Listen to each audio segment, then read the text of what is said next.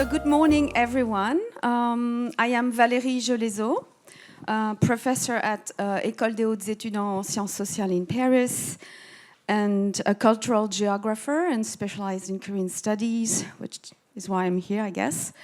And I'm currently a visiting scholar at Seoul's National University Asia Center until next August, so it's great. So before I start, please let me thank the organizers and the staff who is taking care of all the rooms. And thanking also the super team of the four presenters and the 5 women who joined me in this kind of crazy panel about walking. Oh, sorry, I don't know why it's not supposed to start like this. No. Okay, well. And thanking also our discussant, dedicated chair and discussant, Astrid Lack from Yonsei University. So this panel will present 5 papers from various disciplines and fields, to name a few: anthropology, geography, history, and Asian studies, all of which take walking as an object and or a method of studies in order to discuss how Korean studies as a field can model new trends of research in social sciences. So our hypothesis in this panel is to test the heuristic power of a situated and pluridisciplinary approach to space as a social fact implying a power relation, following Henri Lefebvre's call about space, and which is currently challenged in contemporary societies by an ubiquitous urban world, a post-COVID era, and the eruption of artificial intelligence in daily or scientific environments. So based on these inspirations, the panel explores how walking, as both an object and method of research, sheds new light on crucial spatial issues in Korean society. So you will have the relation to space in the post-traumatic space of the inter-Korean border in my paper, just in a minute. Then Yuna Son from EHESS will present the walking power, we'll discuss about the walking power of the civil society in the making of recreational space by walking. Then Cho Min-ji will present walking as a political engagement in the 60s and 70s South Korea. Then Lee Da-eun from the University of Singapore will talk about walking to research a moving field site and moving along with digital nomads. And finally, Margot Kuntz from EHESS and the French Institute of Geopolitics will talk about virtual walking journeys in the internet sphere. So let's jump into the topic with this slide of a book by Annabelle Apps, Méfiez-vous des femmes qui marchent. So beware of walking women. So don't trust walking women, which suits particularly well this panel with only female presenters. Hope you appreciate the joke.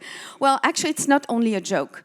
Abbs, who is a renowned essay writer, shows that those artists and intellectuals, and she talks about Simone de Beauvoir or Nan Shepherd, like really famous artists or intellectual, they did not walk as a feminist act.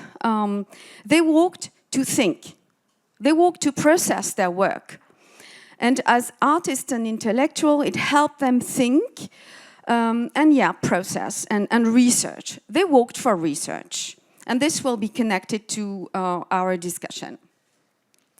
So I will present on walking along the DMZ Peace Trail in Korea to research spaces characterized by discontinuities. Sorry, I'm putting the timer right now for myself.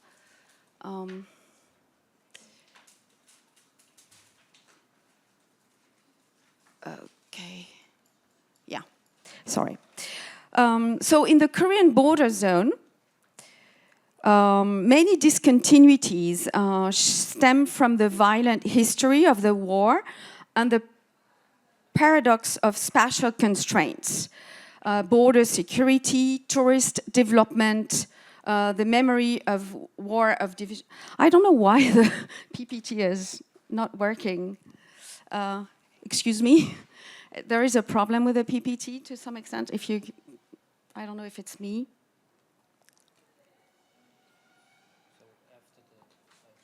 Yeah, just, can we have the, so that, okay.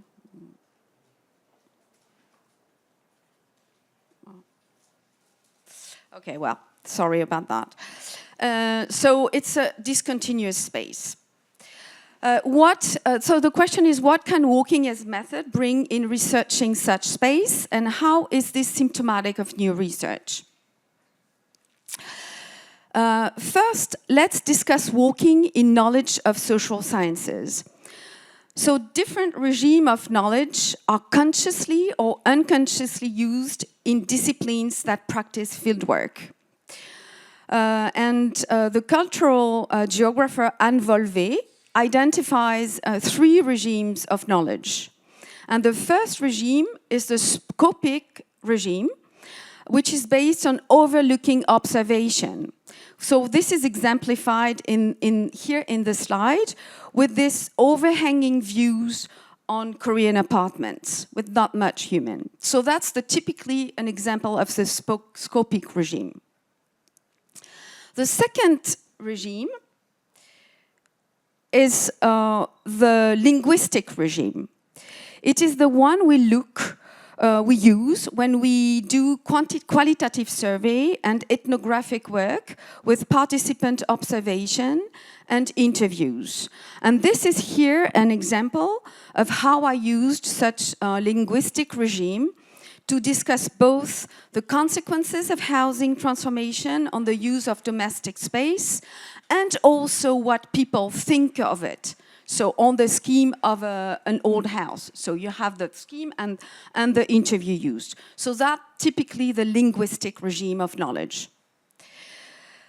Then the third regime of knowledge is the haptic one.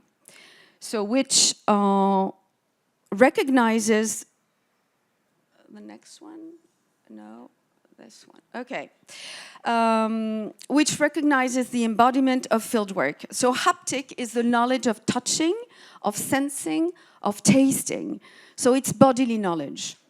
And in this picture, I am actually not observing and certainly not interviewing for apartment. I am actually with other mothers in front of the fountain, trying to get my children out of the fountain to go to lunch. So it's inside. So it would be, as the anthropologist Jean Jackson says, to be oneself a field note. And when things are blurred between fieldwork and bodily experience. And that is normal. And that is, of course, very well recognized since the anthropological turn in social science. So most of us doing qualitative research actually have used all regimes of knowledge, although I think the haptic one is the hardest to pinpoint. Why? Because it has been mostly neglected and not recognized in a time of hyper-rationalization of science. But as the philosopher Blaise Pascal would say, le cœur a ses raisons que la raison ne connaît pas. The heart has its reason, which reasons know nothing of. Here the heart is, of course, not limited, not at all the romantic aspect of love, of course not.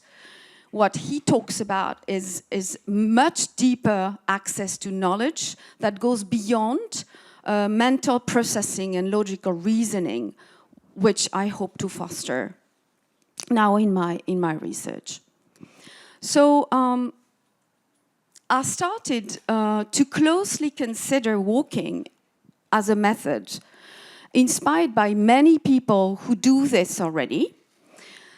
And actually, you might not realize it. I mean, I didn't certainly not know it when I started this, but there is a huge scholarship on walking as method in many disciplines, especially geography and anthropology, but also city planning, and just to name a few. I'm just citing a few of inspirations here. It's just the tip of the iceberg, but I cite maybe the most important for me. First, walking along is used as a solid protocol in urban planning and architecture for urban diagnosis. For example, the work of the French architect Françoise Gède and her walking along seminars in Shanghai and other Chinese cities and regions. That gave to very interesting work and results.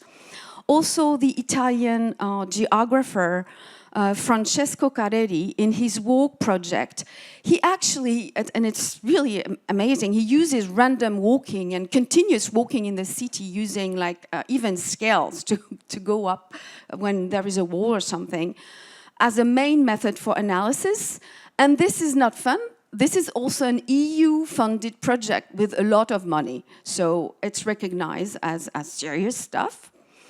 In anthropology, a team nurtured by the work of Bruno Latour in Nanterre also implement systematic collective walks to document the Tohoku region post-Fukushima, collective walks.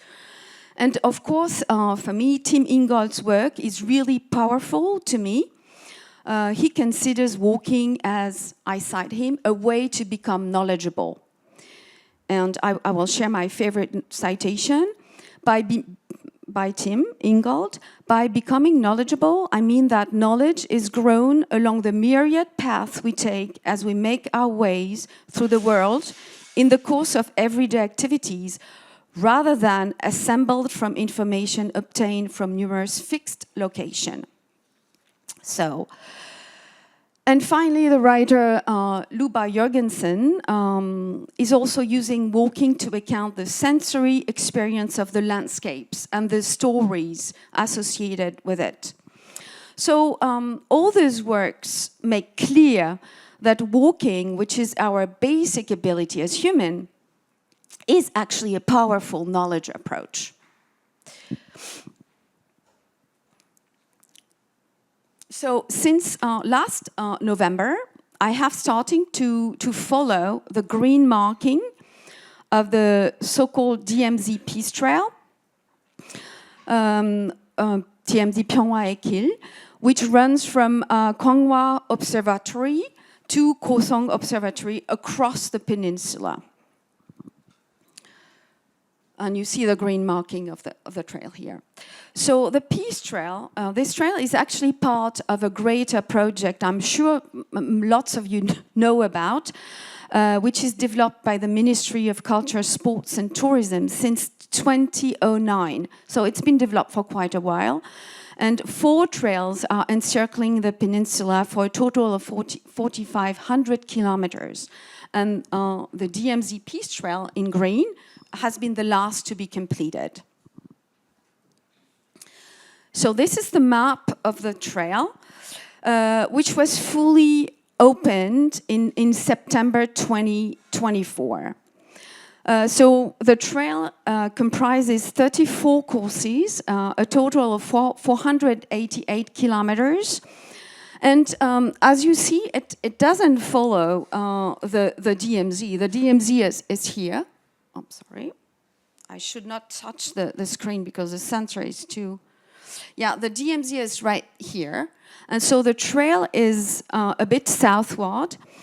And it follows actually the civilian control line, which is much more interesting. Why? Because that is where people actually live under constraints. And there are different types of course in the trail, and some of them requiring specific access because of military restrictions, which implies quite a bit of logistics when to do the trail. So what is the state of my walk? The state of the walk, not the state of the art. So it is really a work in progress. So which is why my paper is more of a method paper than a result paper.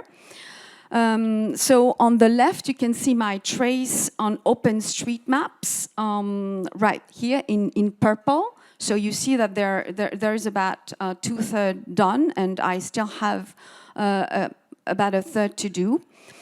I decided to take a whole year to do, so as to encounter the 4 seasons and to also see the whole year passing by with me. This is also to practice slow motion, inspired by what Sophie Oudard, the anthropologist of the Call It Anything project, says about fieldwork. I cite her: unlike blitz fieldwork expeditions, we thought that we would gain by slowing down and trying to catch the texture of the territory. So how do I catch that? So during those walks, I had chance encounters with 67 people. With 67 persons, which lasted from anything from a few minutes, like someone talking to me about snake bells, to 3 days, full day, and evening meals shared at the house with Filipino workers for the first rice transplanting, Munegi. It brought me naturally a collection of more than 40 life stories about the relationship of the people to the territory. And this is what I call a mobile survey on the flow. And it's very different to what I used to do with my apartment research, when I used to use other techniques, more like extractive and systematic survey. I talked about logistics before. And logistics is actually entirely part of the mobile survey, as Tim Ingold says. Events take place and life unfolds. So when, for example, I look for shelter or for transportation. And in parallel, I did develop writing along with Sophie Oudard, who is herself walking along her trail in Japan. So we exchange tiny texts. And I'm also using an Instagram account to help selecting pictures and use this form of tiny text to encapsulate the essence of each course. So it was also very difficult to walk at the same time and keep a fieldwork journal. So I ended up being exhausted from the walk and not being able to think. So I actually started to use an Instagram that I actually created for my kids and for my students to give them some references. So that was the original project. So I kept track on my walk with a picture and a tiny text, which actually is a lot of work, but easier to do at the end of a whole journey, which always refer to the encounter of the day and the stories collected. The story, for example, of Miss Song, 85 years old, who walks barefoot while thinking of her relatives up north. Or the story of Mr. Bay, which is a former military who now produces honey just in front of White Skull Base, in front of the big Skull Base. The story of Miss Kim, who lost so much money buying land attached to the DMZ.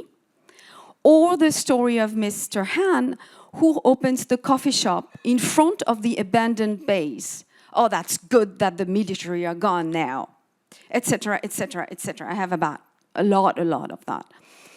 So I have doubts because I know it looks superficial, but at this point, it's actually a very systematic way of keeping track and expression of each course. And tiny text is here a technique that follows the way. It's the tip of the iceberg now. And but I accord to myself 3 minutes because I had the problem of the I-self. But it's a creative way of actually intermediate writing other than traditional thick description, which I will use, of course, for longer version. So those are my 2 concluding sites. So I have some preliminary results and thinking, and it's on the start. First, about discontinuities and fragmented space of the border. So walking along allows to pinpoint discontinuities and to better grasp hybrid nature of space.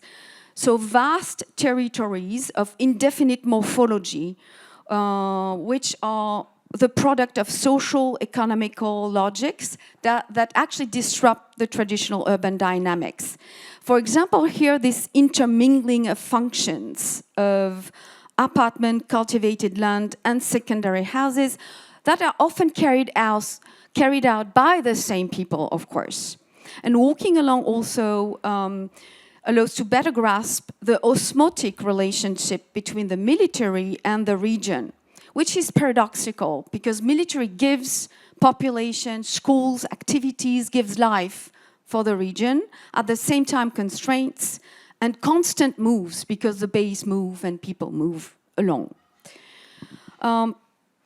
Discontinuity is also in temporality. Walking along the way is crossing zones or areas that I am not sure in which time they are. So, for example, like all those things, I wonder, is it derelict or is it under constructions? And sometimes it's hard to tell. So you have this temporality that is blurred. It's not only spatial. So, to conclude, because my time is off, it's really a fieldwork in progress. So, yeah, I felt nervous about presenting at this stage, but it's not a result-based paper. This work is also going to be is being used for an exhibition in France at the Cité des Sciences et de l'Industrie next year for the DMZ presentation. And it's still on the thinking of what we will use and what not. I didn't talk about also a lot of sound recording. I cannot share here, but I'm doing it, and it's not easy. I would just conclude by the most important about research intentions and symptoms of our time. At a time of artificial intelligence, I feel it's very important to develop knowledge capacities and relationship with the world that AI will never be able to do. And it's actually that the new normal of our society, AI, risk post-COVID. So it's an approach devoid of emotion and intuition. And I do hope to develop right now, from now on, a way of research that includes emotion and intuition within the scientific mind, with the basic intention I've always had, which is a deeper understanding of geographical space. Thank you very much for your attention. So I think we're going to do the four papers one by one, and then Astrid Lack will discuss, and then there will be about 30 minutes for the Q&A. So sorry, I should have said that at the beginning, but it's never better late than never. So the next, yeah, it's you now. Hello, so my name is Yuna Son, and I will be presenting, so my paper is entitled Walking Empowerment, Civil Society and the Making of Paths. So in Korea, where mountains cover up to 64% of the national territory, recreational hiking is a popular activity, with many enthusiasts organized into associations or hiking clubs. So my case studies are two hiking associations. The first one is 대전 둘레산 길 걷기.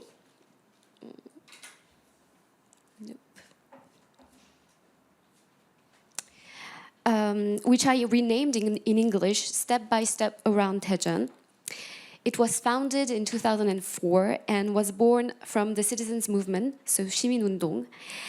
It positions itself as a civic organization that pursues environmental and cultural objectives related to hiking. The second association, 계룡산 둘레길, which I renamed in English the Keryong Trails, was founded in 2019 by an experienced hiker who initiated the development of a hiking trail around Mount Keryong by restoring old local paths. So this paper examines how the engagement of these two hiking associations contribute to the production of space by creating trails in the region of Daejeon, metropolitan city. It places the creative actions of hikers at the center, which involves walking alongside others and along the path. So my research is rooted in the field of cultural geography and is based on extensive fieldwork, several months of research conducted in 2019 and 2001 in South Korea. So my research aims to deepen the analysis of contemporary walking practices. I analyze the role of civil society in the production of space, but also in the creation of local heritage. As a method of research, I used participant observation, which consisted in walking with the hikers of the two associations.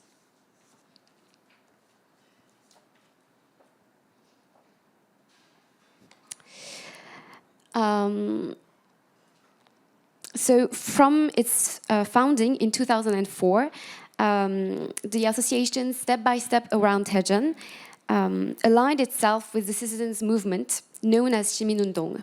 So in the 1990s, the citizens' movement emerged as a successor of the Minjung movement, which had represented the people during the years of dictatorship.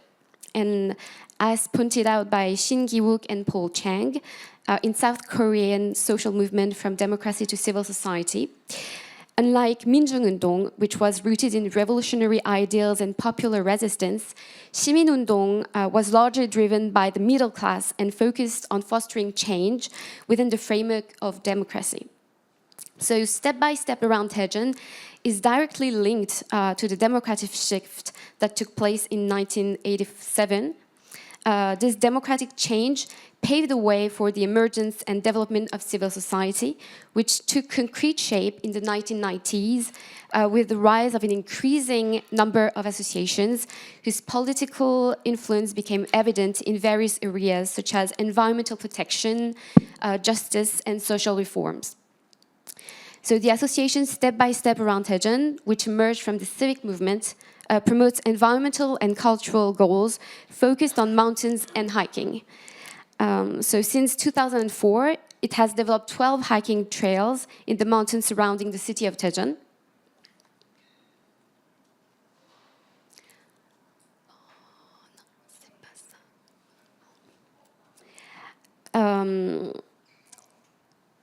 So in the introductory text published in 2004 on its blog, Step-by-Step Around Daejeon explicitly presents itself as a civic association.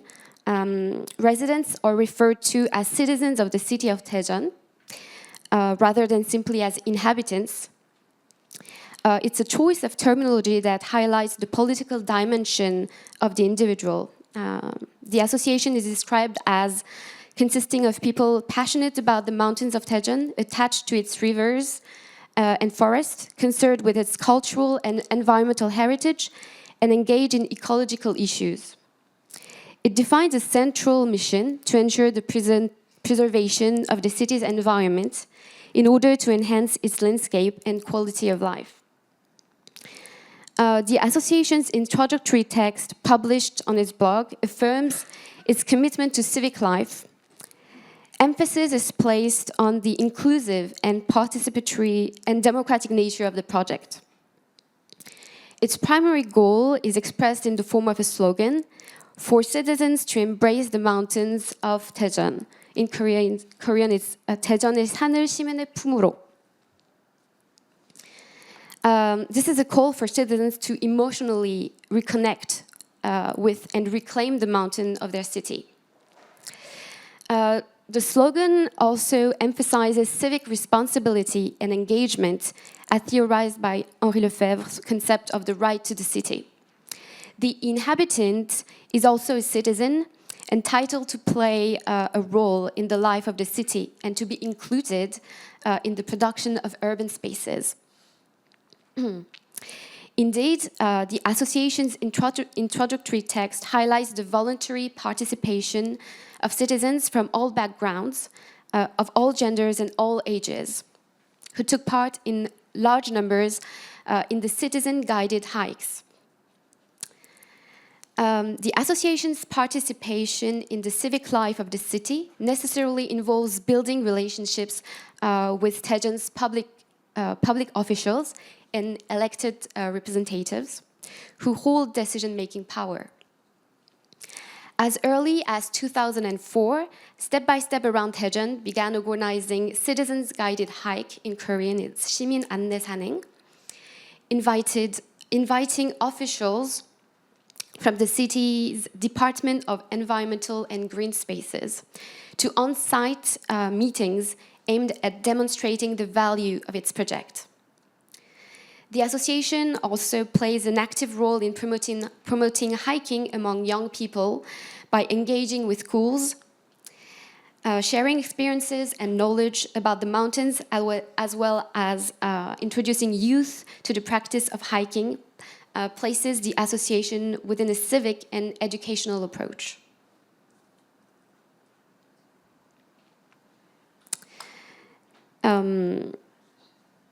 So Step-by-Step Around Daejeon fosters the formation of a strong interpersonal network.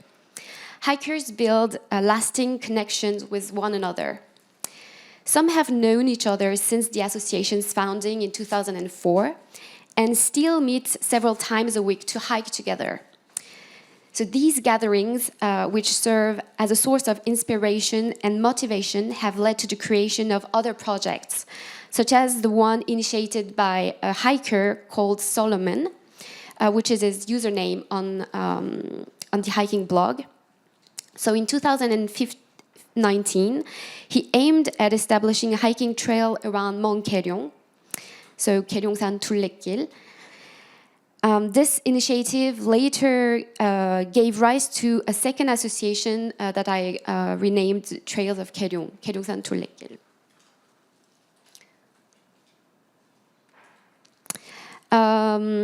So Solomon was inspired by other hikers, such as Seom Young-suk, the founder of the famous Jeju-Ole Trail. Like Seom Young-suk, who expresses deep affection for her native island, Solomon told us he wanted to share the beauty of his region through walking by designing a 250-kilometer trail made up of 13 routes around Mount Keryong. So to bring his project to life, he began by obtaining permission from the Mount Keryong National Park, as well as from the Dongak and Shinwon monasteries to allow the trail to pass through their land. He then contacted the heads of nearby villages and gathered information about the old local path, in Korean is Yetgil, once used by villagers. Finally, he sought help from other hikers he met through the local online community network. He surrounded himself with experienced hikers from whom he refers to as professional mountain hikers. In Korean is 프로 산꾼. In small groups of 3, they worked trail by trail, section by section, surveying the mountain pass systematically. Solomon told us that each section of a hiking trail required more than 5 field studies to complete. And this exploratory approach to trail creation was also used in the early days of the other associations Step-by-Step Around Daejeon.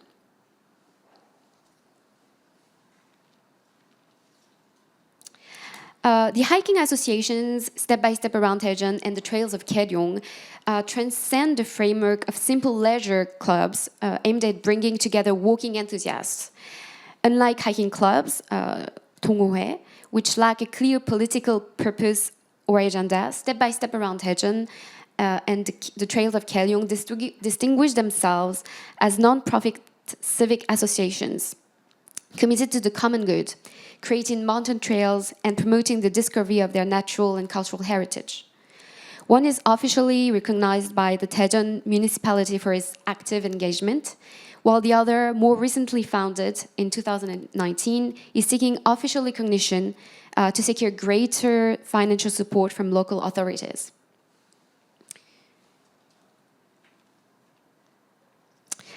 In a 2019 document presenting the trails of Koreong, Solomon outlined the reasons behind his project. By adopting the term Tulekil for his hiking trails, he aims to revive all local paths that once connected the village.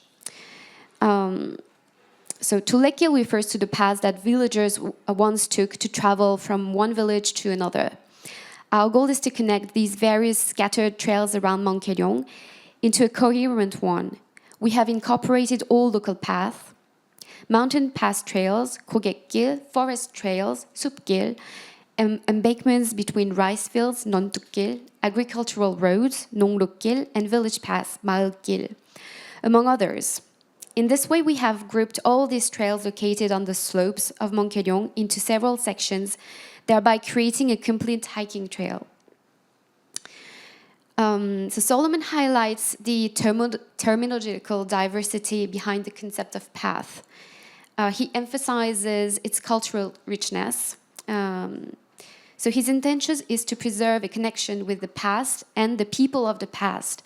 He says in Korean, 옛날 사람. He also desires to give historical value to his trail. He also attributes heritage significance to the development of his hiking trail, which brings together the various paths of Mount Koreong into a coherent whole.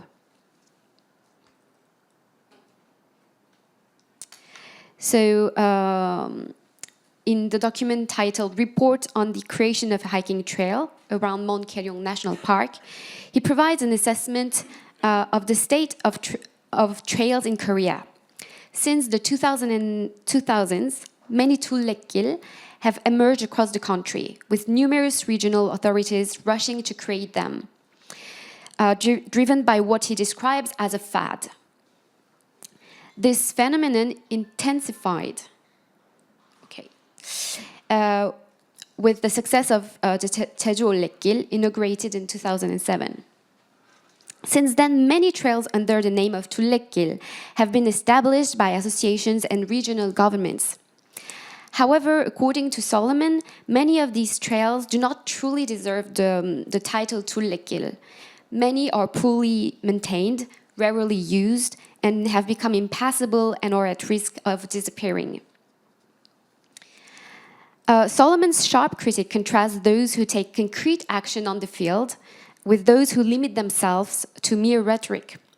He emphasizes that hiking trail projects proposed by government bodies often result to ghost trails, existing only on signs. In contrast, initiatives originating from civil society have proven to be genuine successes.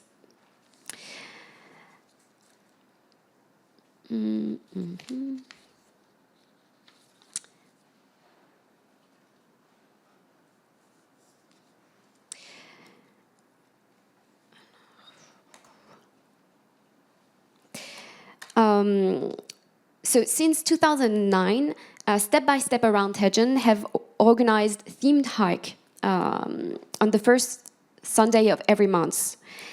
These themed hikes referred to by members of the association as 합사 are itineraries that include stops at heritage sites in notable locations in Daejeon or beyond.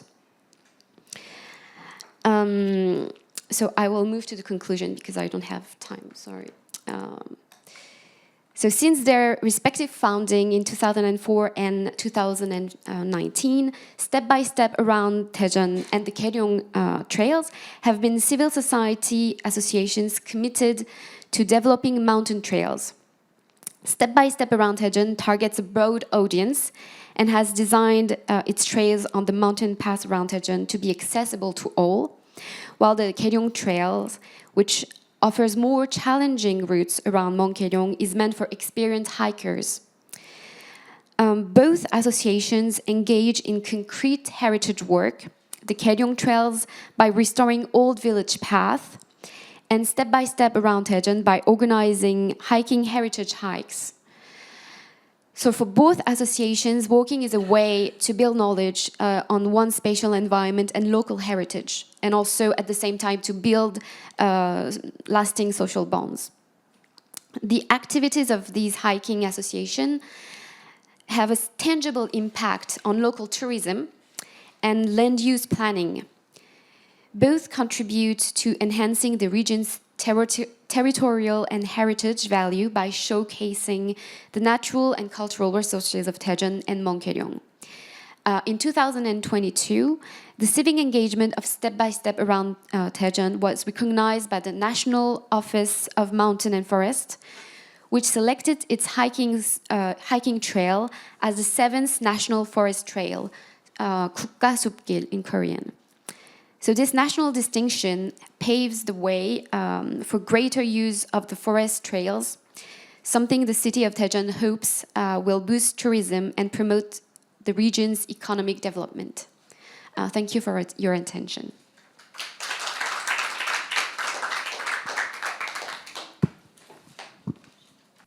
Okay, good morning, everyone. I'm Jo Min-ji from the Catholic University of Korea. Actually, I'm the only historian here today, so I'm a little bit nervous about talking about some old events. So basically, my presentation is about the situation during the 1960s and 70s. Actually, I'm a labor historian, majoring in the gendered labor history during the 1960s and 70s. But so that's why I came here to talk about the relations between the mobility, especially walking, and labor. So not walking takes labor. Not walking, I mean using cars, trains, expressways to move faster takes labor. And also, walking itself can be seen as labor. That's why the labor historian, myself, is interested in mobility and walking. So, okay, yeah, like I said, mobility, like moving certain ways in public, is never neutral, politically neutral. It's not just a lack of technology. It carries certain political meanings in each society, of course. And as we all know, in Korean society, in South Korea, we experienced rapid industrialization and urbanization during the 1960s and 70s. So during that time, mobility, I mean the way of moving in public, was changed because industrialization required the movement of human and non-human agent. So mobility was modernized based on human labor. Some might consider that the changes of public transportation is only about technology, but the key factor to change the public transportation system was human labor, the service labor, the human labor of the service workers. That's why the modernized mobility was based on the human labor, but even though it was changed during the industrialization, that modernized mobility was not perfect, of course. Lack of resources and incomplete system. This public transportation system had to face a lot of breakdowns. Even when they face errors, system errors, the pre-modern mobility, which was walking, was called to fill out the gap of the system, to sustain the system. That's why I focus on walking during the urbanization, because it was often called to fix the problem of the modernized mobility. So it was sometimes it was considered something to overcome, like pre-modern, like lack of technology. But sometimes it was something to summon, something to call to fix the problem. So why does walking keep returning? This type of pre-technological walking, why does it keep returning to the advanced technological society? As a governing technique sometimes, and other times it was a tactic of resistance. So that reveals the power dynamics of mobility. That's why I focus on walking during the industrialization.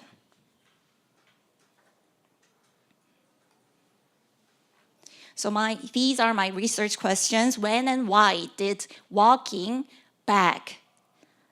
came back? And who has had the privilege, who has enjoyed the privilege of not walking? And who has paid the cost of modernized mobility? When the modern system stops and walking came back, this unfair mobility was revealed. And this is the third question. So first, in the chapter 1 of my potential paper, I'll talk about the walking. The point of this chapter is that non-walking takes labor. So non-walking is not free. So like I said, industrialization restricted transportation, and faster mobility was required. And during this time, the urban planning, especially in Seoul City, urban planning was highly focused on automobile vehicle. So basically roads were designed for cars. So walking was marginalized. And but even though the modern system was kind of trying to escape from the human labor, like walking, but transportation system, like I said, still based on human interactions, especially service works. Actually, my PhD thesis is about the gender service work of the female bus attendants from this perspective. So after the military coup of Park Chung-hee group, they changed. One of the first things they did was to change all the bus attendants to females, saying that women can give better service. And those female workers became kind of a buffer to deal with all the conflicts, transitional errors on site. So my point is that labor was necessary. Gendered labor was necessary to overcome this walking. So, like I said, gendered service of the bus attendants became kind of a buffer, and it's kind of a symbolic example of showing that mobility requires immobile workers' labor.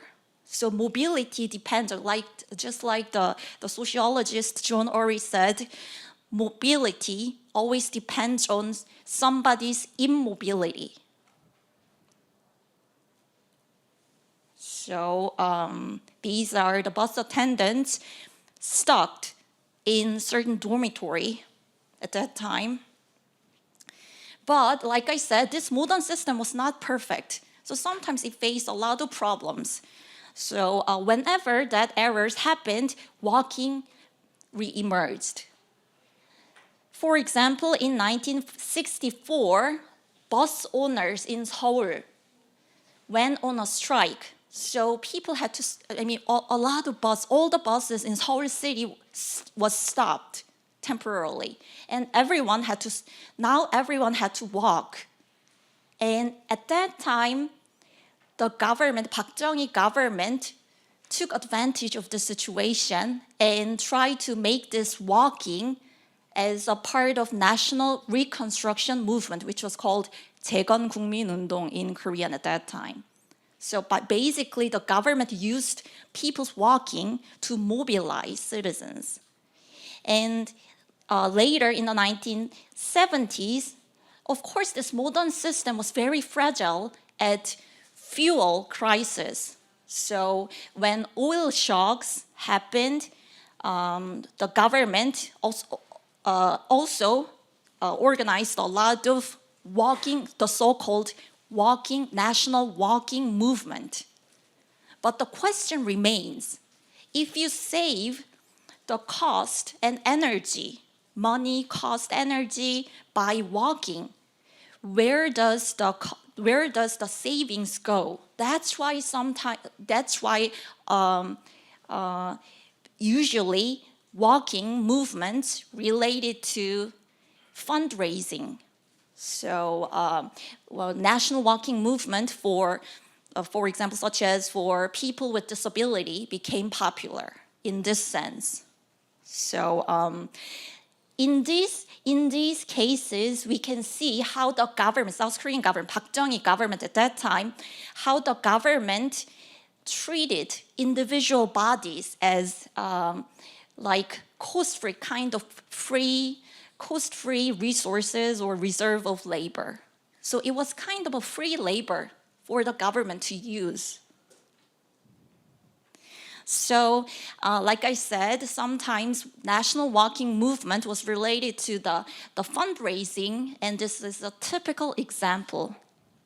In 1975, this is Park Geun-hye, and since that type of national movement was really useful tool, political resource for the government PR policy, so sometimes it was really good chance to be taken picture.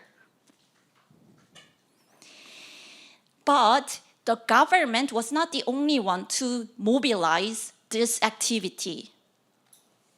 The people who were mobilized by the government also tried to use this basic activity in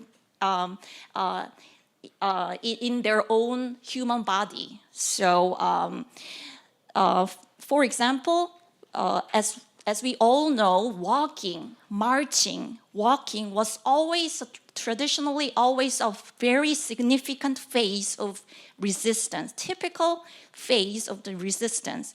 The bus attendants, for example, when they organized their own strike, walking away from their dormitory was very important part of their resistance. Unlike factory workers, if you are a factory worker, then you need certain size of protest to create some kind of social impact. But bus attendants could easily they could easily destroy the public transportation system by refusing to walk for one day, because buses were never enough during the urbanization. So if one company can make a scene in this system, then everybody had to walk. Everybody had to walk tomorrow's commuting. So that was kind of a leverage for them. And walking, that's why by walking, they could kind of challenge this existing privilege of non-walking. If they walk away from the dormitory, then everybody else had to walk. So it can show the power dynamics of mobility. And also, it became kind of later in the 1970s, it became kind of a tactical demonstration. So walking phase itself can be a tactic. And sometimes they march in towards the government agencies or media companies to create their own protest, to speak out about labor exploitation or sexual violence in the workplace, like invasive body search at that time. So it shows the political aspect of walking. This is a scene from that type of bus attendant strike, whenever they decide not to work, then everybody had to walk.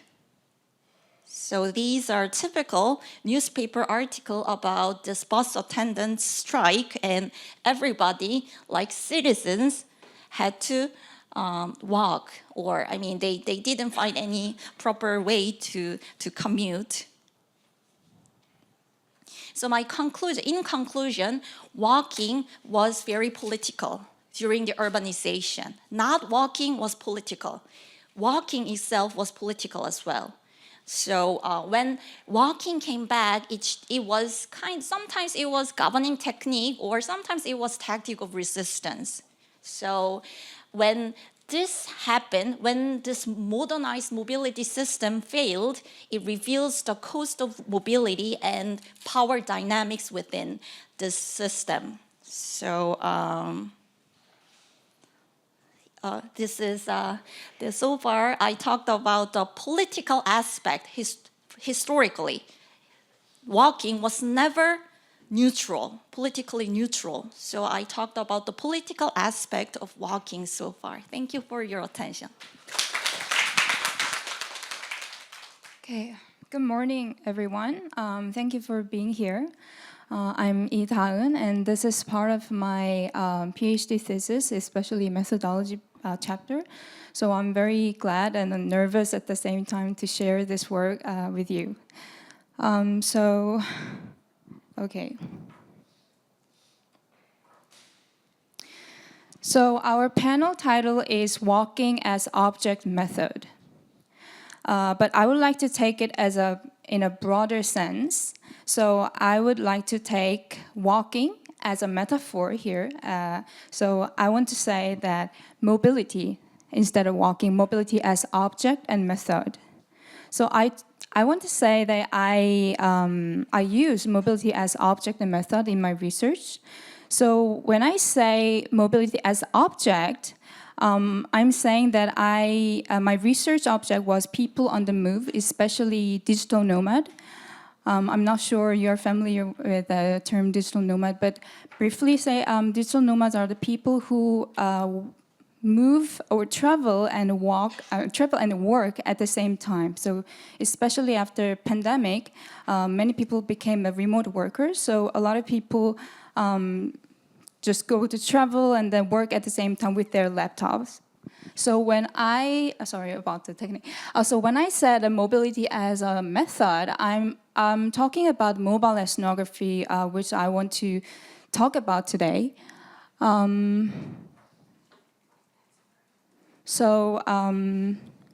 Yes, so I conducted mobile ethnography, and my question during mobile ethnography, my question was, what does it mean to conduct research on mobility while being a mobile researcher oneself? So let me briefly talk about my fieldwork background. So my research topic was understand mobile lifestyle of digital nomad in Korea, but it ended up going to Japan, but yes. So I started to live with digital nomad in one of the co-living house in Seoul from last year, July. And I also travel and move with them to Busan, Jeju, and even to Fukuoka in Japan. So I participate a lot of digital nomad events. I met more than 100 of digital nomad who visit Korea and Japan. So yeah, this is the co-living house in Seoul. They are the digital nomad. I cook with them. I had a dinner with them. I watched the TV with them. So basically living with digital nomad helped me to understand what kind of people are they. So I talked with them. I drank with them.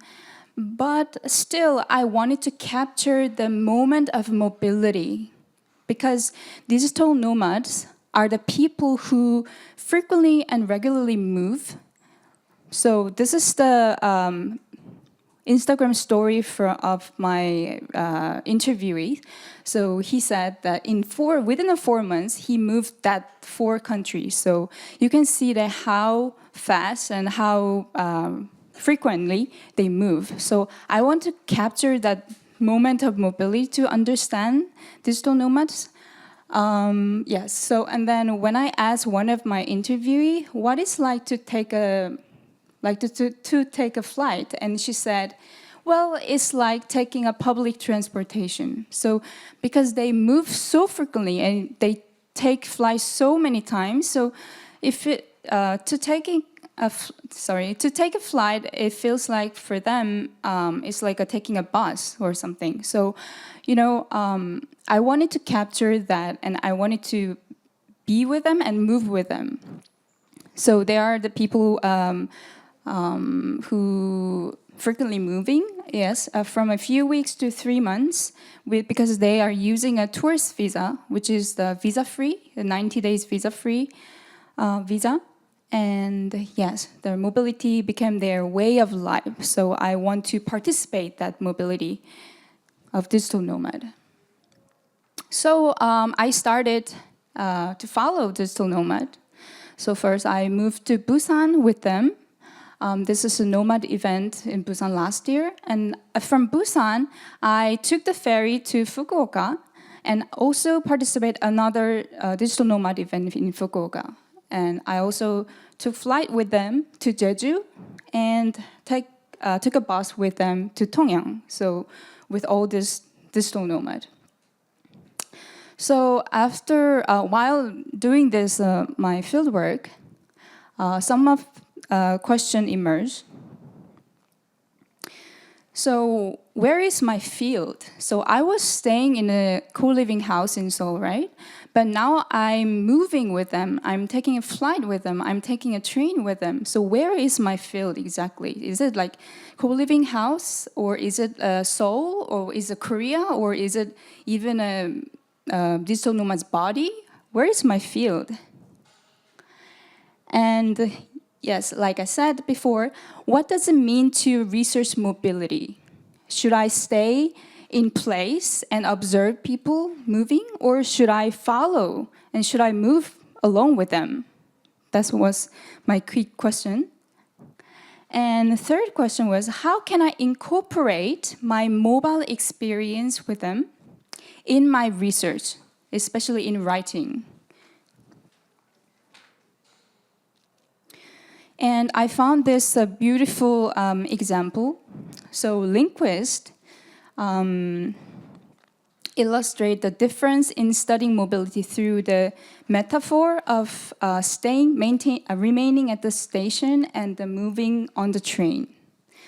So let's say you are a researcher researching about mobility, and then you are sitting at the train station and you just observe people moving like this. So you can observe people moving, and there is an information, what's that, bulletin board?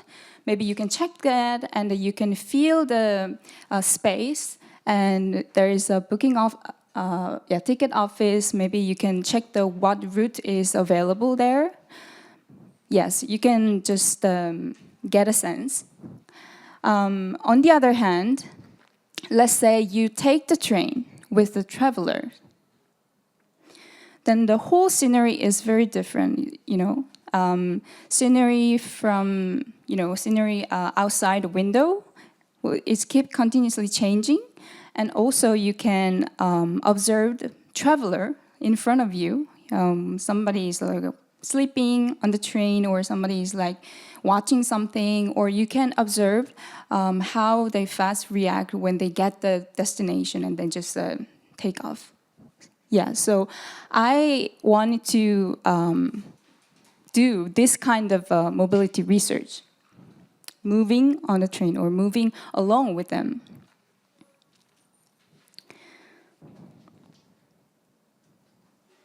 Yes, but above all, while I was moving with them, with the train and flight, my embodied experience of mobility was really strong.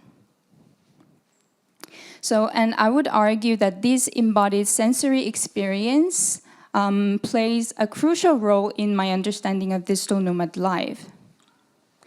And they are especially important for grasping the temporality of mobility, which I will talk later.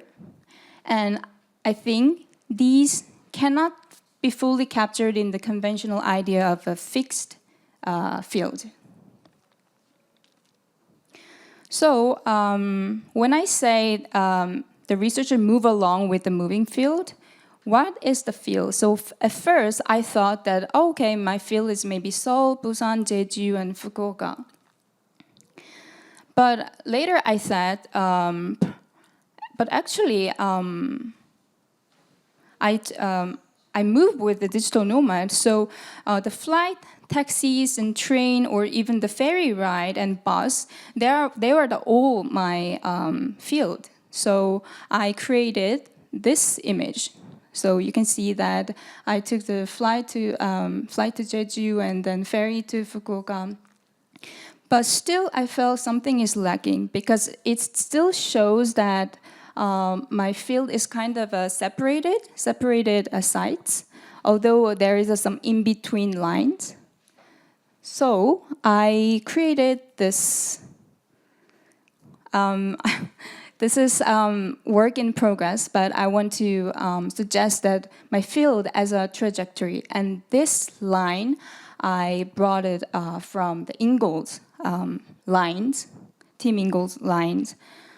So instead of expressing my field like this, separated part, I want to suggest my field is like a trajectory. So I felt like my field has been constantly unfolding while I move with digital nomads, like a line or trajectory. So because those movement were not one time, occasional, or separated trip, like I visit to Busan and come back to Seoul and then I rested for a month and then I revisit the Jeju. It's not like that. So most of the time I directly head to the next destination, like Seoul to Busan and to Fukuoka and then Seoul again and Jeju, something like that. So it's like a long one single stroke.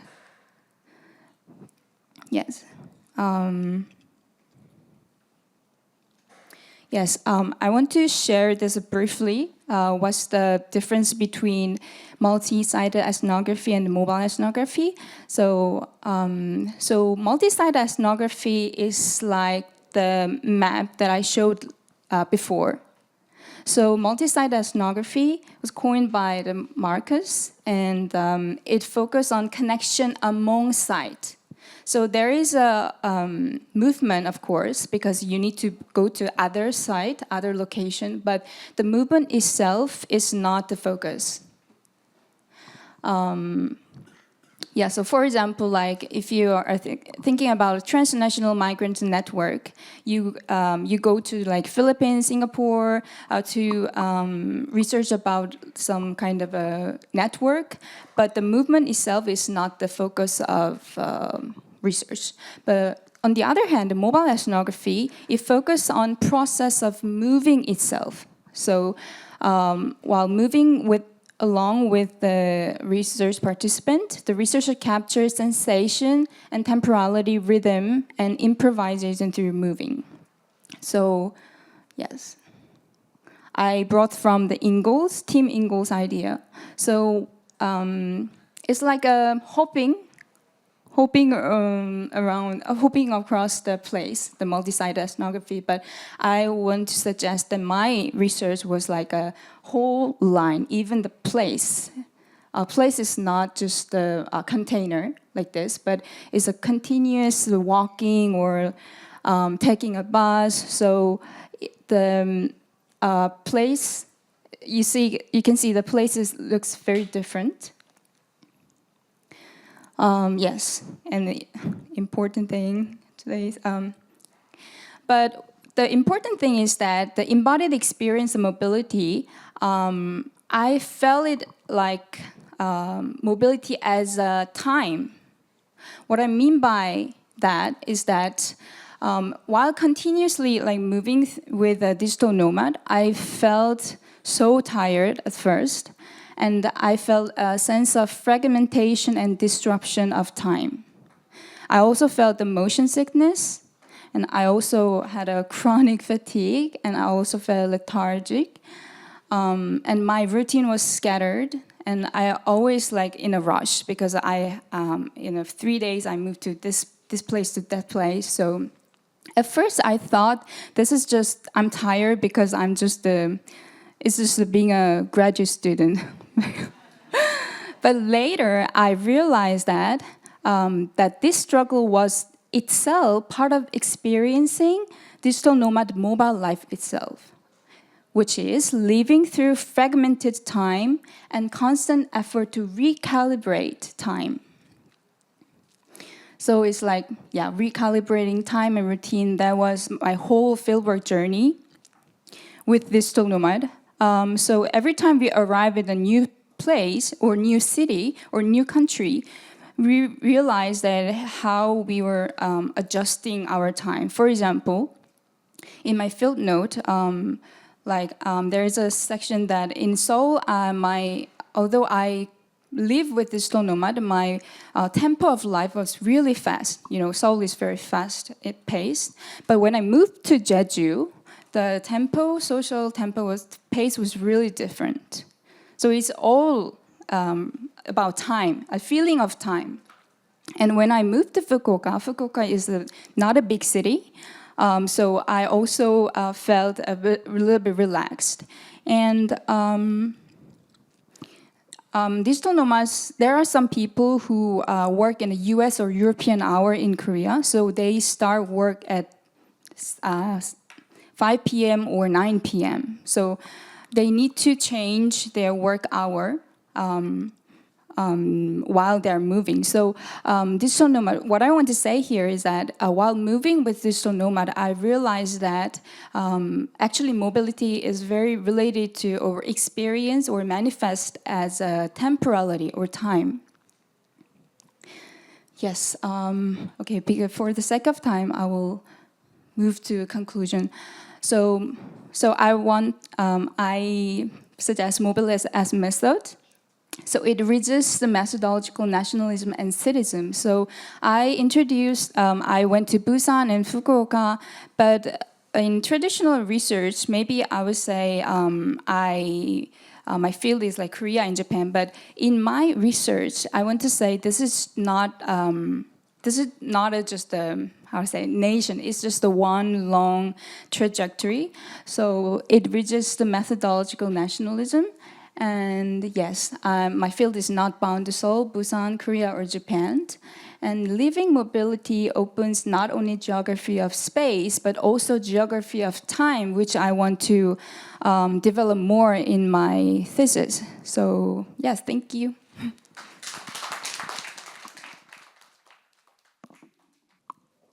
Good morning, everyone. I am Margot Koons from the EHESS and from the French Institute of Geopolitics.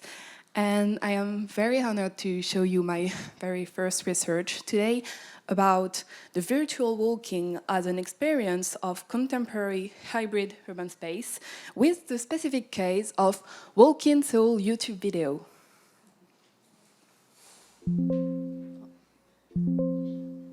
So, what is this kind of video and what is the context of them? Because I actually discovered them a while ago while searching for another research. And the context is that during the COVID-19, people were secluded at home or were not able to move away. And there was the rise of the Walking Seoul video as a digital phenomenon since COVID-19, merging urban exploration, sensory immersion, and virtual mobility. So the research question is, how does virtual walking reconfigure the embodied experience of urban space through digital mediation? Because as you can see, even after the pandemic, the trend is still very clear. Because Seoul Walker, the top channel of this genre, hit 85 million total views while gaining 400K subscribers since 2019 and 2,100 subscribers after 2023, so the trend is still very clear. So there is a definition about this genre because all of the videos share very common characteristics. First, they all appeared during COVID-19 and they depicted a first-person view of a pedestrian. As you can see on the upper side of the video, you can see the screen of the umbrella. So the aim of the YouTuber is to reproduce discrete or through discrete or inexistent edits, long continuous shots. And this is very particular about YouTube videos because, as you can see, the algorithm of YouTube video does not work with this kind of video because only 10 minutes video or 20 minutes video are popular. Here, there are a great number of views with those kind of video, and we have to think about why. And also, there is no background music at all, no edits, just the sound of the city.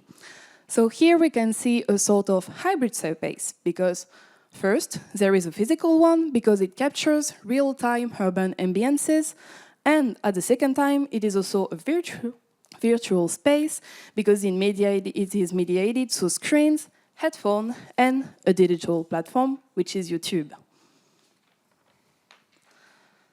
So how can we define this kind of video more? First, I will want to say that this is a sort of mediated city through a particular technique, which is the ASMR video. I think everyone have heard of it. ASMR video is an autonomous sensory meridian response, and it is defined by low-intensity sounds, which triggers the mind into a state of relaxation and to appease people. There is different kind of ASMR. For example, a kind of ASMR is in the mukbang video, but it is not the same kind of ASMR because mukbang video is all about very strong sounds, and here the sounds tends to replicate natural sounds of your urban life when you are walking. So there are auditory triggers and also visual triggers with an uninterrupted point of view movement, which are stimulating physical presence with the umbrella I talked before, for example. So with the ASMR genre, there is a sort of spatial intimacy because it creates paradoxically a sort of proximity at distance while fostering immersion without physical presence.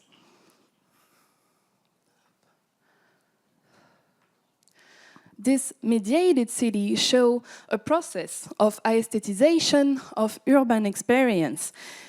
The meaning of this word comes from Yves Michaud, a philosopher from France, and he's saying first that aesthetization offers a state of pleasure and allows one to escape from the banality of the everyday life. But he also says that aesthetization builds a world that is neither harsh nor wounding. And finally, he's saying that the contemporary world is characterized by hyper-aestheticism and hyper-aesthetic, which means that in our everyday life, we need to be appeased constantly in the everyday life. So this kind of video really shows the needs of people who are overstimulated and also who want to travel to experience a calm state because they couldn't do that in their everyday life.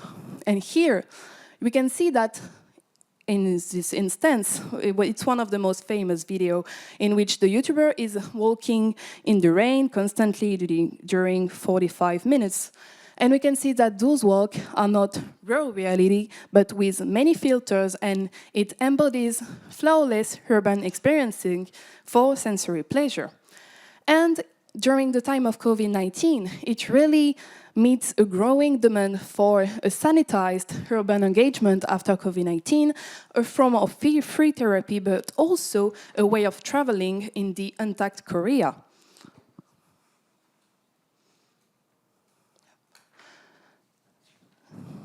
Oh, sorry. Okay. Here. So, to define this kind of video more, I wanted to have a methodological approach to be a viewer from this kind of video, but also to a creator of this video. So you can see here my very, very famous channel of 20 subscribers here. So it was a true success. But the true meaning behind that was not to be famous in 3 months, but it was also to create a channel to experience the dilemma of the YouTubers and what does it mean to create this channel? What was the experience of walking while having a camera? So I had a sort of ethnography approach, and through an haptic experience of my filming and with interviews of YouTubers, I observed that there was a big contrast between the filming of a walk we like to do as a flaneur and the one which answers to YouTube algorithm and the need to please the public. For example, as I was walking, I was asking myself, oh, is it a good angle? Or will the viewers like this? Is it the true image of Hongdae? And who I am to know the true image of Hongdae. So, and at the same time, I was using this kind of camera, a DJI Osmo Pocket, so it's very, very, very small. And the YouTubers were using different kind of cameras, which are really useful.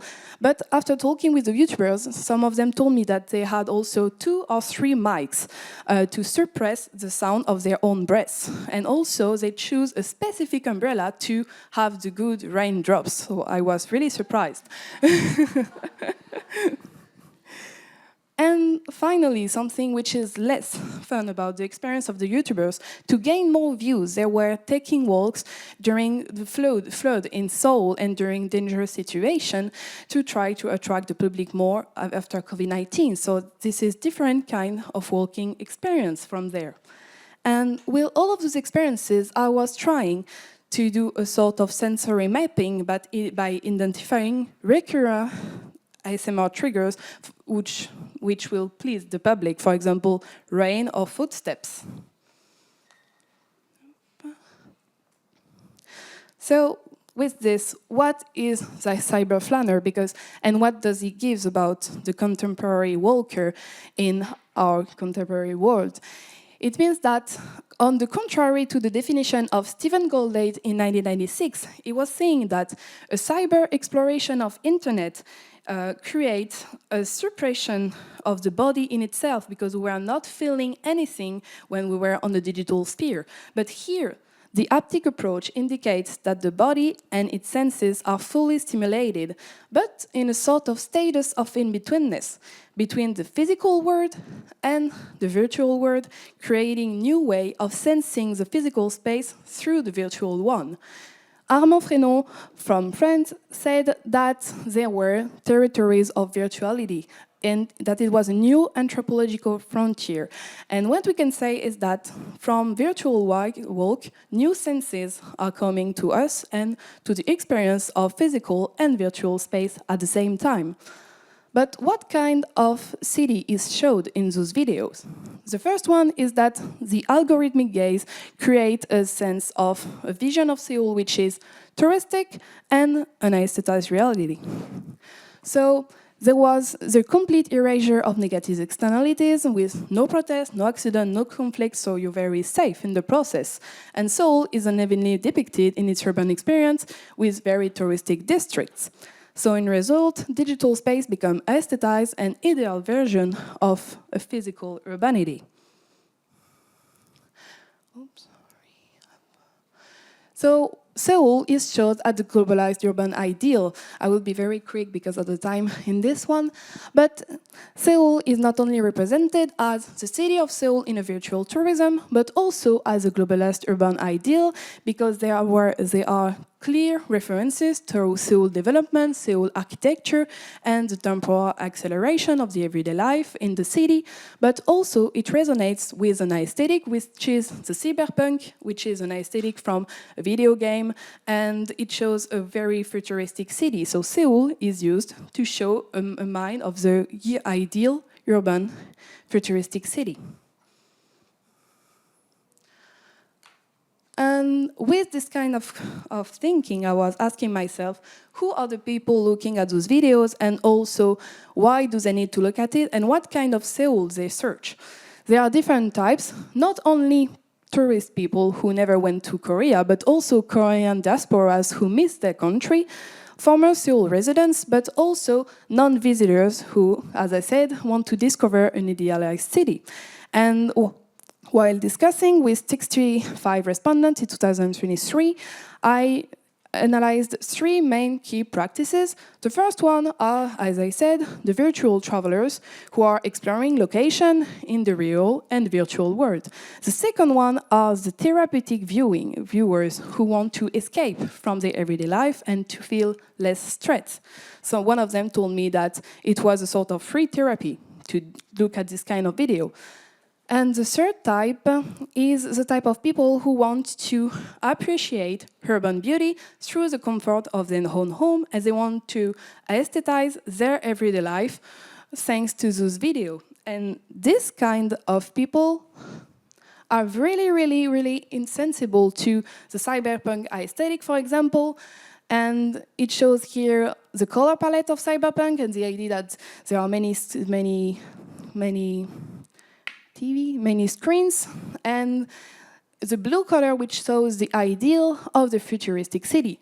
And finally, we can say that it creates an enhanced experience by amplifying specific senses and creating an aestheticized ambience of the city.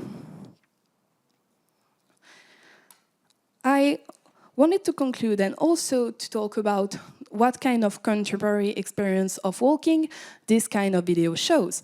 It shows that some viewers prefer virtual walking to physical walking because it offers a controlled, aestheticized sensory of experience, but also it aims to feel the city ambiances while doing their everyday life. The city atmospheres are brought into the individual private space, and sometimes it is even shared with the family or with the couple as looking at the screens. And my final thought will be that the Walking Seoul video reveals how virtual walking reintroduces a sort of spatial intimacy in an era of digital overstimulation. By simulating proximity and an embodied experience, they counter the emotional detachment that we have in digital spaces, offering a contemporary flannery for people who are overstimulated. This phenomenon underscores a growing need for mediated urban exploration, where virtual mobility becomes a new way to reclaim sensory engagement in both the physical and digital realms. And here you can see all of the different quoted attributes in this presentation, with the people who are unable to walk and they can walk again, to the people who feel that they are traveling or wants to take a break while leaving the cities for their own home. Thank you so much. Okay, so I have just 3 slides, and you will be asked to read a little bit. So I'd like to use the conference theme. So just the highlighted places, if you can take a look. So many of South Korea's recent developments are kind of taken as symptoms of broader global transformations, and how these phenomena, thank you, can be understood as either entry points to imagine the future of Korean and global societies, or perhaps, so that would come in 2 ways. One is, does it simply signal crisis, or does it actually offer pathways towards alternative future? So this is the theme, and I want to engage a little bit with the theme. So on the concept of the symptom, I would like to go directly to French sociologist, skipping psychoanalysis.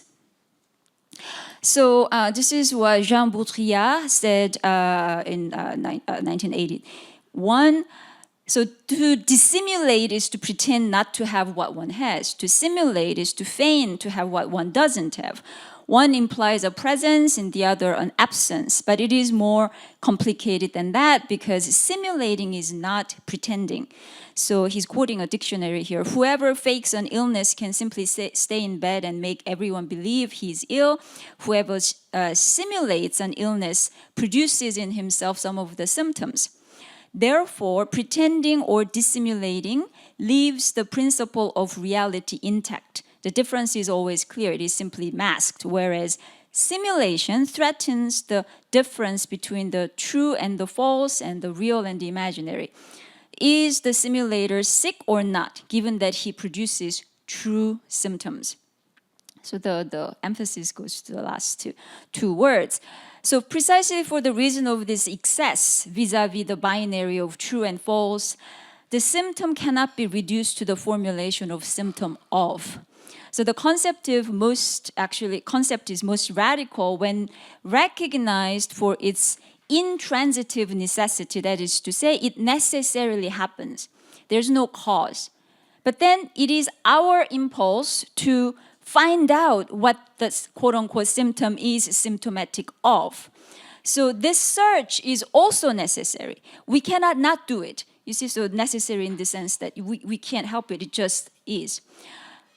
So the symptom, in short, is there before you exist. So your sense of I, I myself, is constituted around the symptom. So this is the logic behind what is all the rage today all over the world. People want to claim some symptoms so that they can afford their existence some coherence. So we have symptoms of autism, gender dysphoria, body dysmorphia, etc., down to the Myers and Briggs type indicator. So people own these types as their essential definitions, and they feel assured that they exist. This is how human psyche, this is not pathological, it's a normal operation of the human psyche. So the same reversal can be applied in the context of South Korea. So the concept of symptom seems most interesting when it is stood on its head, so to speak. When we read it as a harbinger of a future to come, not so much as a symptom of what has happened or is happening, but a symptom that is all the time constituting a future. So this is not a question of predicting the future or even imagining the future. It is rather to see how the future is always already here, because we are its living symptoms. So what does this do in terms of our research? So having named South Korea as a symptom, we can think about how it orders a future world as we speak. So in sum, we are no longer thinking of symptom as a passive appearance of some underlying pathology, but as an active regime that sustains pathology or, if we are lucky, produces some health. So the papers on this panel presented a range of topical interests, historical, cultural, political, and varying interpretive angles on walking.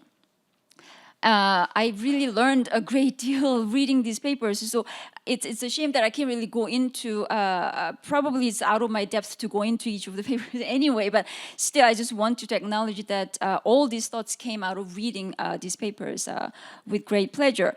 So I will just only make a very general remarks which concern one convergent focus among all the papers, namely the valorization of the practice of walking insofar as it puts the body to work or to enjoyment of the senses.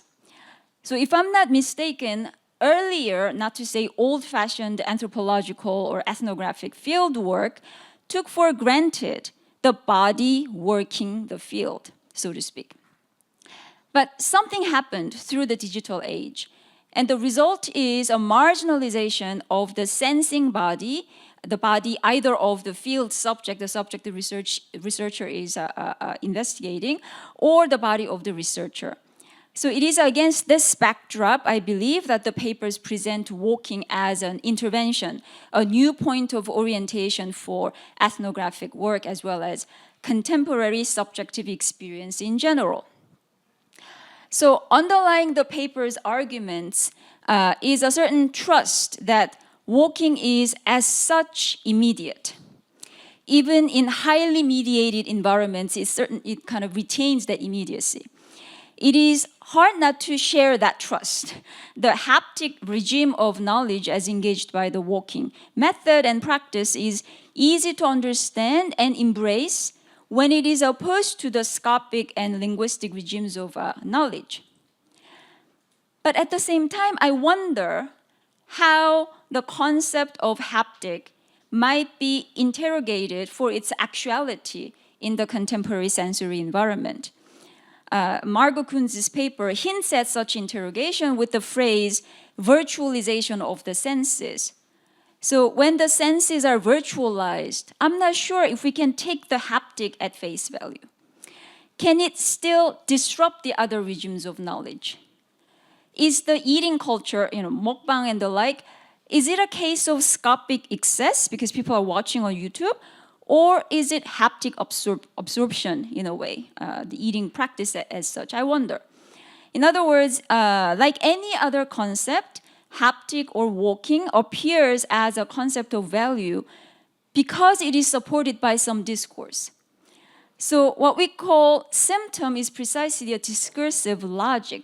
It's the logic that operates underneath all the things that we recognize as our practices. So nostalgia, for instance, to give you an earlier example, is a discourse of modernity. It's a discursive logic of modern thinking. So from the Romantics to Walter Benjamin, the Flaneur, these moderns experienced nostalgia as nostalgia. They even enjoyed knowing the fact that it was nostalgia that they enjoyed. But this changed rapidly as late capitalism progressed, and so Baudrillard could say the following.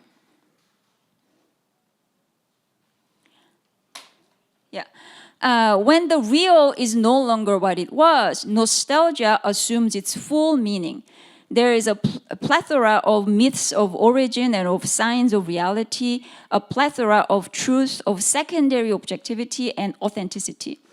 Escalation of the true, of lived experience, resurrection of the figurative where the object and substance have disappeared. Panic-stricken production of the real and of the referential, parallel to and greater than the panic of material production. This is how simulation appears in the phase that concerns us. A strategy of the real, of the neo-real, and the hyper-real, that everywhere is the double of a strategy of deterrence. I will say more about deterrence soon. So I would like to read this, the first highlighted part, assuming its full meaning as the case of the subject that does not recognize the line between real and hyperreal. Or better said, hyperreal refers to nothing other than the disappearance of the real as distinguishable from what is imaginary or symbolic. So our present was the future for Baudrillard and his contemporaries because they were our symptoms. The logical simulation wasn't interrupted then, and so here we are. So in terms of deterrence, I cannot go into the concept, so let me simply quote that Baudrillard, actually he gives us the effect. So the effect of deterrence is the distinction between the passive and active is abolished. Is this not our reality or hyper-reality? Watching someone walk, we grasp at some real, but the very fact that we invest in this delegated enjoyment, delegated authenticity, with little sense of loss of the real thing, the real walk, means that the real that we get is hyperreal. Of course, walking, we never misrecognize the fact that it is our body that is walking. But the body never stops performing some discourse. I believe accounting for this discursive dimension is quite important for the larger project under which these papers came together. I think Minji Zhou's paper is actually a good reference point where the discursive value of walking can be so multifaceted and it can be deployed for different aims.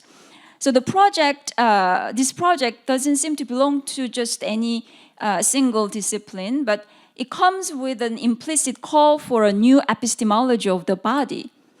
And in this sense, there's a constant need of theorizing.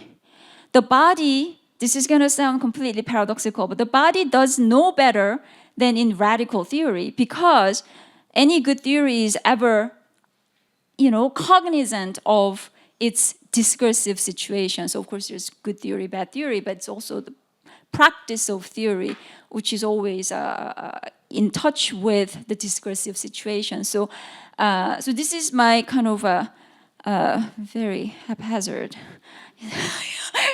intervention, but I hope we can discuss more during the Q&A. Thank you.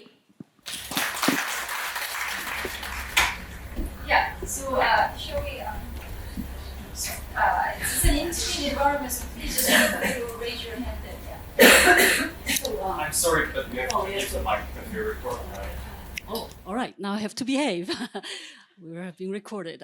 So I want to really thank for the thought-provoking and such a diverse array of papers and different approaches. I have a question for all panelists, and quite significant keyword, haptic, as a framework of critical approach to your field, as well as method of analogy and analysis, came quite a bit, but I think one immediate sense that was missing was smell.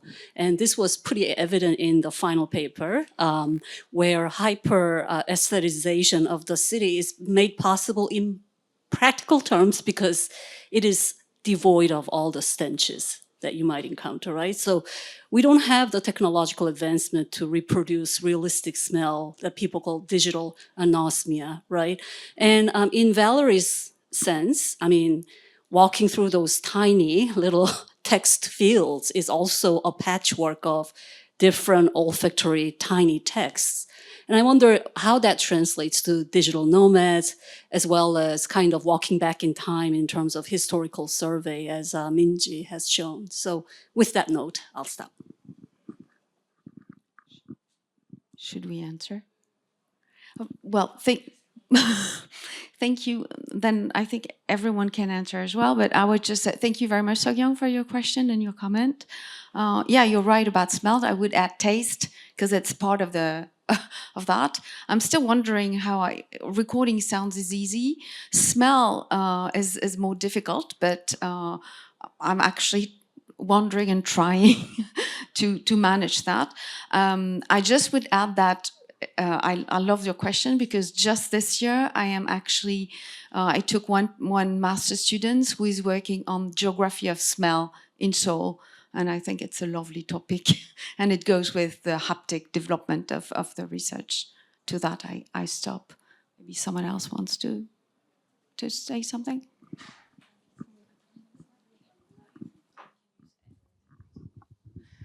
Thank you so much for your question, because it really relates with your reflection about if my video are sort of scopic access for the viewers, or it enters into the haptic regime. And we can see that many YouTubers make a long description with the video, so they were trying to fill out the emptiness of the video, because many of the people are searching for a full experience, and sometimes there are video in a specific streets or next to restaurants, and they are describing a lot about touch, but also about the smell of the restaurant, the smell of the food, the humidity, the weather. So it feels that they are trying to make up for the void. But besides that, it's also very complicated. And we can say that maybe it shows a sort of contemporary experience of feelings, of not feelings, about sensing, sorry. Because now, I think, and also during COVID-19, touch and smell is very more linked with danger and problem of health. So my hypothesis is that those videos are also like correlated with the senses that are interesting for the people and not dangerous, and those are the ones who are truly dangerous in the city. Thank you so much for your question. Thank you very much. This was such a fascinating talk. I came here by Seoul 1 hour and a half, so I really could relate to all the presentation. I have a comment and a question. One comment is this boundary, and we talk about many boundaries between government and the civic society. I'm thinking about other places that government supports walking as a practice. But for many reasons. One of them is a military mobilization. If the war will happen tomorrow, people have to move, and the governments actually support this. And this relates to my question, because if you think about system, I really like the discussion, right? Is it true or false, symptom of what? The next question, in my opinion, is how often it happens. Is it a pandemic or just one-time symptom, right? Is it a disease or just, you know, some rare occurrence? So especially in two first presentation, I was wondering how well are these trails used, right? In the first one, the pictures were no people at all. So it may be ethical concerns, or and you mentioned 68 encounters. So how can you measure or think about it? Like, is it like ghost trails, like from the second presentation, phantom trails, or they actually, you know, popular? I think in the last one, it was very common, like we can see just views, right? If it's 5 million views, people travel with walks. So the question of audience, right? Or question of users of these walking practices, or watching walking practices. Thank you. Thank you for this very interesting question. In terms of my subject, I would say that how often it happens, as you said, it's very famous now, but I think it is ongoing, even if it will takes different forms, because the YouTube algorithm also works in terms of trends. So I think that on this platform, right now at the moment, it could maybe disappear or have less success. And even now, we see a differentiation between the video of COVID-19 and also the video of today, because many people can travel now, and even if they are still famous, there are new type of video who appeared about people who are filming the young women in the streets during parties, or people who are filming very ASMR videos, or just people walking with no one. So I think that with hyperconnectivity and overstimulation, depending on the different society, I know that South Korea is one of the most connected country. I think that this phenomenon will grow again and show a need of feeling the city, even if you're on your screen constantly. But it is also about a sense of viewing the other, sometimes in a negative way, and to feel an experience that you are not able to feel afterwards in your everyday life. I hope I answered. Well, thank you very much for the question. I actually wondered if someone would notice that there was no people on my pictures, and you did notice it. So thank you. So it's actually a choice. Because, as I said, this will be also shown in an exhibition. And for the right, you need to have an authorization for everyone. You take a picture for the exhibit. So I have pictures of the people, of course, but I don't have this signature. So I will not be able to show those pictures in the exhibit. And it's also, it's very interesting. It says a lot about images in our society. So I only want to use pictures I can. And there is an issue also in this border zone about authorization to show pictures. Because, for example, you might have noticed that none of the pictures were about military, right? None.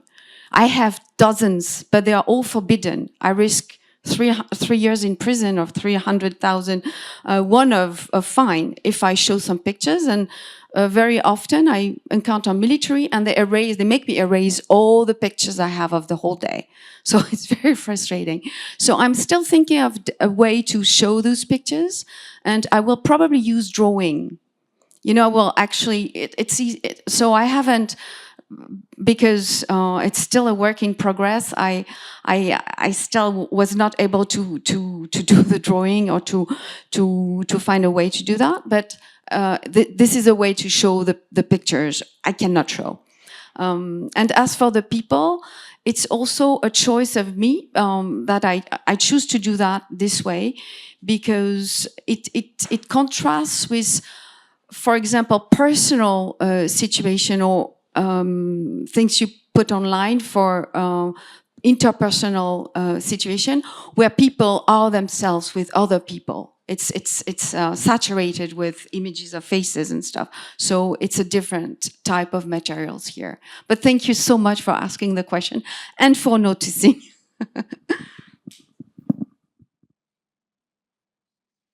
I'm also an historian, and I remember, I've lived through some of the history. I remember the Jajang. But my question is, I was in Gwangju in 1980, and Gwangju had a walking street called Chungdang-no. It was like a shopping district, only on Sundays. They shut down street traffic and people would walk there. when the killing started in front of Cheonnam University, where did the people who survived run to? The walking street. And there's a big street next to it, parallel, that's 4 lanes. The walking street only 2 lanes. Maybe they went there to avoid the traffic, but it's significant that they ran to the walking street on that. It started on May 18th was a Sunday. That's when the killing started, on a Sunday. So they went to the walking street. And now, if you go back to Gwangju, they have a walking pilgrimage. They call it the Minjuhwa Sangji of all the sacred sites, including that walking street where people were killed. So I wonder how many other places in Korea in the 1970s had walking streets.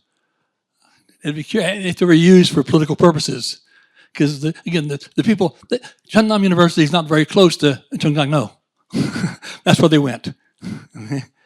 So I just thought, it's curious if you looked at any other walking streets in that period.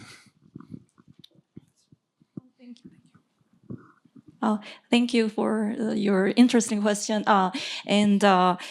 Actually, at that time, during the time period I was dealing with was more like the vehicle road was kind of in progress. So a lot of roads were not paved, and so I think even the vehicle road, especially local cities in Gwangju, must be vehicle road, paved road must be even exceptional at that time. So, but I cannot find any exact example of making certain area for walking or pedestrian, because I think it's another characteristic of Korean urbanization, because all about is promoting automobile vehicle. Yeah.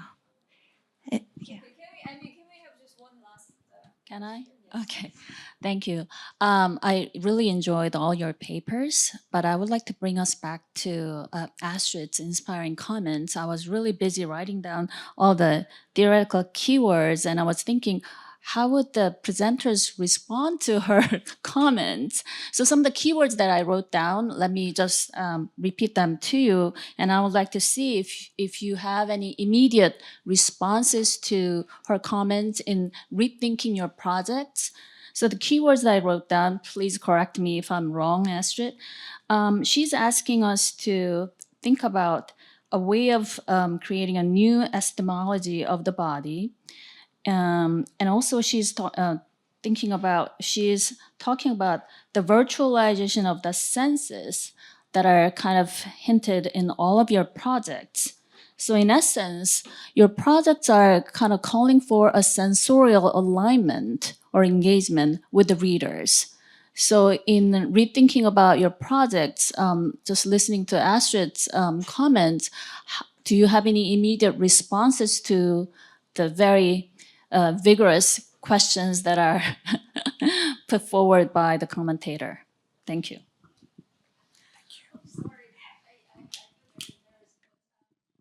If anyone would like to quickly make a comment. Actually, it was really hard to think of some kind of proper answer to that question as a historian, because I was talking about the time period when people were the government tried to minimize the human presence at that time. The haptic sensory experience needed to be minimized. Everyone on the bus complained about others, the smells, the too much pressure. Everyone tried. It was kind of the opposite way to revive the sensory experience. It was kind of a process of making some kind of sanitized, non-human, automatic process. And so it's kind of interesting to hear others' presentation about how to revive that human presence in return. So I think my presentation is dealing with kind of an old-fashioned way when they try to remove all the human presence, and that indicates some kind of characteristic of Korean urbanization at that time. Yeah. Yeah, I mean, Valeria, you want to? Yeah. I wanted to add, actually I noted as the same keywords as you did, and adding two, that Astrid, you said the digital age, I quote yourself, marginalized the body. And also, you said that the body never stops being a discursive value, which also connects with what Minji said, that walking is always political. And it is political even in my research. It's a political scientific act to use this method to work. And in fact, as calling for a new epistemology of the body, it does exist. Actually, I focused my presentation on walking, a method, and I cited a few inspiration, but there is a huge scholarly body of literature on the epistemology of the body. In geography, for example, I can cite Francine Barthes, the geographer in France, who did like her whole work on the body. And she actually worked on being nude, being without clothing in public space. And she has a great book about that. And so there is a lot of work on the epistemology of the body, to answer your question and to answer Astrid's comments. Yeah, I just want to just make 2 points, and we should wrap up. Yes, I understand, but we had 5 papers, so yeah. So the one point is that, in a way, walking today is I'm sorry, it's a social, it's a kind of social cultural class element. You need to have time to walk. Many people have to, so there's a reversal of what, partially reversal of what Minji Zhou's paper was talking about. So that aspect is what I was kind of hinting at when I used the word discursive, and I was kind of responding to your paper in a way. But that's one point. And another point is that it's my kind of a personal claim, which is people think that not people in, like majority, it doesn't mean everybody, but they seem to think that kind of theory is a bit out of fashion, at least in the American academic. It's not like that in France, I understand that. But there's this sense of the body is something immediate that kind of exceeds theory. In a way, the body is alive most vibrantly in theory. This is my kind of paradoxical or kind of counterintuitive point that I wanted to kind of share. It's kind of my little argument there, kind of attaching to your great papers. So yeah, thank you. Yeah, yeah. Yes. Oh, okay. All right. Thank you so much.